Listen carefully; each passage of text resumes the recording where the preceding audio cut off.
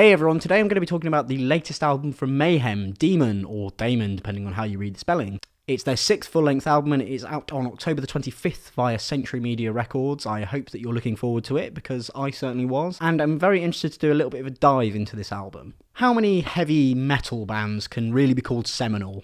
You could probably count them on one hand, there really aren't that many of them. Mayhem are a band that certainly fit that moniker. They're the possible progenitors of Norwegian Black Metal. I mean, that argument could rage on for hours as to who actually started it, and frankly, I can't be bothered with it. So for argument's sake, let's say that they are the beginnings of the darkest chapter of metal's history. Regardless of if they started it or not, they were certainly the ones who popularised the subgenre and took it to an almost global scale. When you mention the words Norwegian Black Metal, you instantly get a certain set of images come to mind, church burnings, mutilation, self or otherwise, and you think about the inherent controversy that surrounds the genre.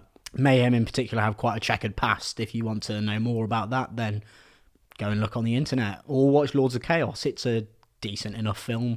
Regardless, few bands have really ever been able to out-evil Mayhem in their category. Many have tried, and many have come within touching distance, absolutely. There are lots of evil bands out there who genuinely have a hatred for mankind and for themselves, and that's just brilliant in its own weird, wicked way. Now returning with their first album since 2014's Esoteric Warfare, Mayhem are back. And how does this album stack up in their legacy? As far as legacy goes, their debut LP, De Mysteris Dom Satanus, awful pronunciation on my part, I know, you don't need to tell me.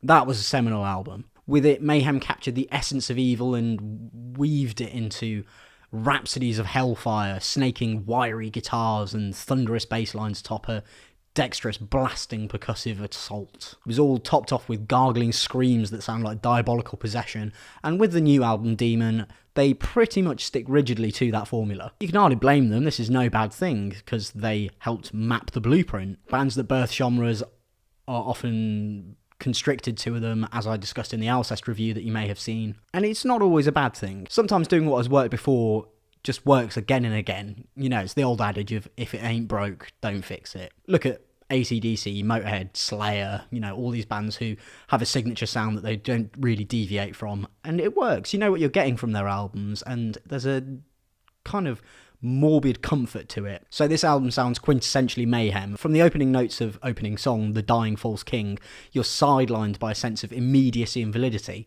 The band have lost none of the hellfire that fueled them back in the late 80s and early 90s. Though the lineup has been inconsistent due to the aforementioned controversies, lots of members dying under various circumstances, whether self-administered or involuntary, shall we say. The core philosophy of the band has remained the same, and that is to perturb the listener, to transport them to this Luciferian landscape. The album itself is quite dynamic. Malice and Falsified and Hated go through multiple movements, and they just keep the listener on their toes, they keep you aware, they keep you guessing.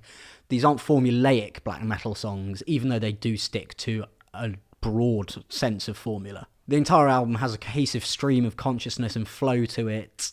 It waxes and wanes between these hypersonic blasts of intensity and these relatively placid moments. They give you a bit of breathing space, and it's much needed because without them this would be an exhausting listen. I would argue this is probably the kindest Mayhem have ever been to the listener, giving them these moments of safety, these moments of almost enjoyment in their music. Of course, you can enjoy all of Mayhem's music if you're that way inclined. I certainly am. And actually, it's arguable that this may prove problematic for the more dyed-in-the-wool true black metal fans, as it's that intensity, the unrelenting pace and force and devilish rapture that really keeps them interested, that is what hooked them into the genre in the first place.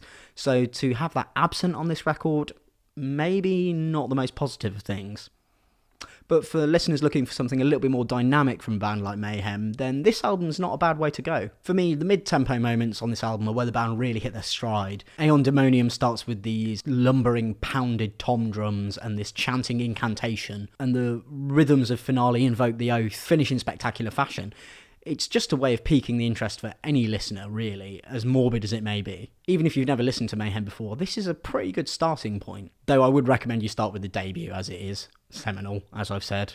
God, I'm really using that word a little bit too much. It's losing all meaning. Each member of the band here plays to their strengths. They play up to this cacophony of satanic rites. Necrobutcher's thunderous bass provides a backbone for everything to coalesce around, everything to grow quite organically. And Attila's vocals move from these baritone edicts of scripture into these howling shrieks of agony that, really do feel as if he's possessed by some lower form of being. So, as I've said, the album may be derivative of a bygone era, but don't forget, it was Mayhem who helped pioneer that blueprint.